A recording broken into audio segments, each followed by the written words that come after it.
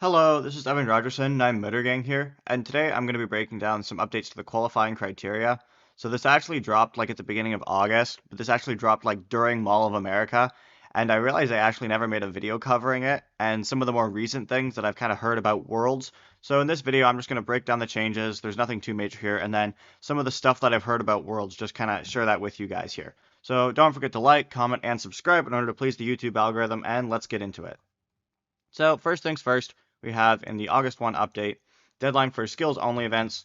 So the main thing there is they changed the deadline. So this is new right here.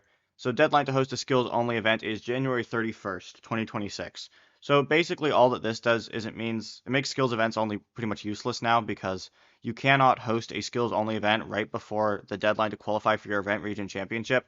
I mean, there are some regions, like I think Georgia maybe does their event region championship in like early February, but like Kansas and Nebraska, regions I'm most familiar with, their event region championships are in March, so you can't just host like a skills only event right at the end of February to try and get up a good skill score. You also cannot host a skills only event because there's those top 10 global skills spots that get handed out at the end of the season. You also can't host an event right before those to try and do that. So basically, there's no reason to do a skills only event unless your event region is going to give it a spot to state. Maybe you don't have a lot of events, but yeah, kind of kills those, but they weren't really a thing to begin with anyways. Next up, we have modified the organization regional capacity at events. So basically, what that does, so yeah, basically at a tournament or skills only event, no one organization may have more than 25% of the teams registered. So this is basically just to make sure that you have like enough broad number of teams. Additionally, this also used to say something along the lines of like, here, if we look at the Wayback Machine right here, you can see that it used to be 33% of teams. So they've made that a little bit stricter. And then additionally, they also have the thing that previously you could have like 6 organizations present. So you could have like you could have like almost all of the teams from one organization and then just like a couple of teams from other organizations. But now it kind of spreads it out. It's probably slightly more fair now just because makes it easier, but it also might be some events that would have met the criteria previously that now won't meet the criteria, and that just might end up hurting the students. So I don't really know enough to know if this is going to affect things much, but it also doesn't apply to like leagues or invitational events. And invitational events, you can, if you've already hosted one event, you can then host a second event that's invitational that season. So there's that. And then the other change in the change log is they changed some stuff about world's qualifying events when an award is not handed out. So previously, like let's say excellence doesn't get handed out because that's the most common award not to get handed out. Previously, that would mean that then the excellence award winner, like that spot, basically would then go to the design award. But usually the design award would already qualify, so this could kind of be an issue. Now it just basically goes to the skills list. So if excellence, nobody wins excellence, that spot just goes to skills. This is probably good because that's kind of the most fair way to do it off of skills because judging is subjective, skills is objective. So this is definitely, I think, a positive change, and I do kind of like this. Now the other thing is the world spots were also dropped for each event region. So we have our chart that says how many spots each region gets to Worlds. Now, there's a few things here. The first thing is if you look at these numbers, there are significantly less than there were last year.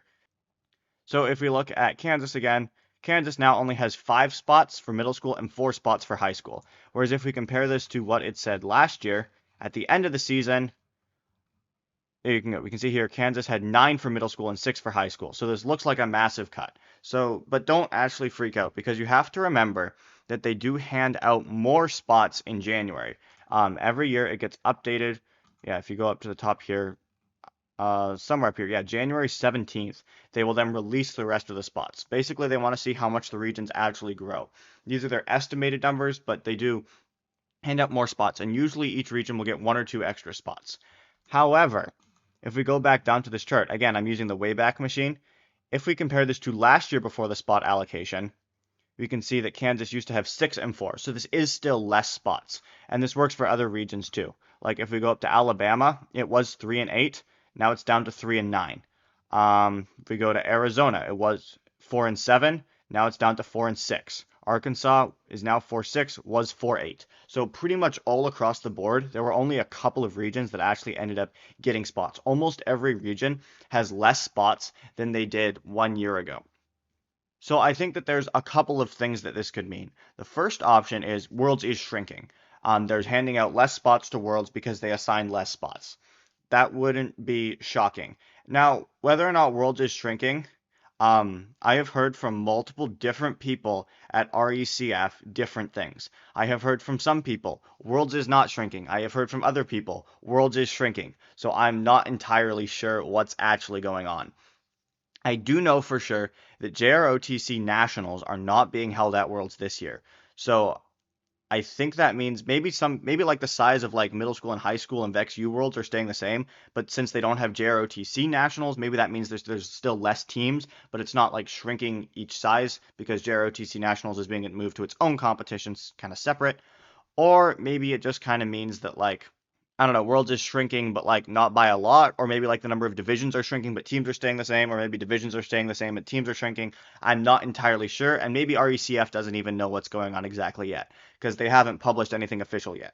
The other possible explanations are they're just being significantly more conservative and not handing out as many spots right now. That's kind of the boring answer. It's just like they're just taking their time.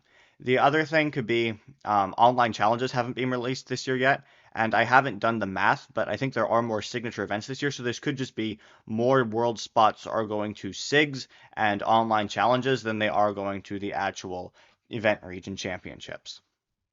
So again, I don't know all of those details. I'll probably make a video covering those when they do come out. But yeah, as always, that's kind of it for this update. Let me know your thoughts down below in the comments. And don't forget to like, comment, and subscribe in order to please the YouTube algorithm if you did enjoy this video. And I will see you in the next one.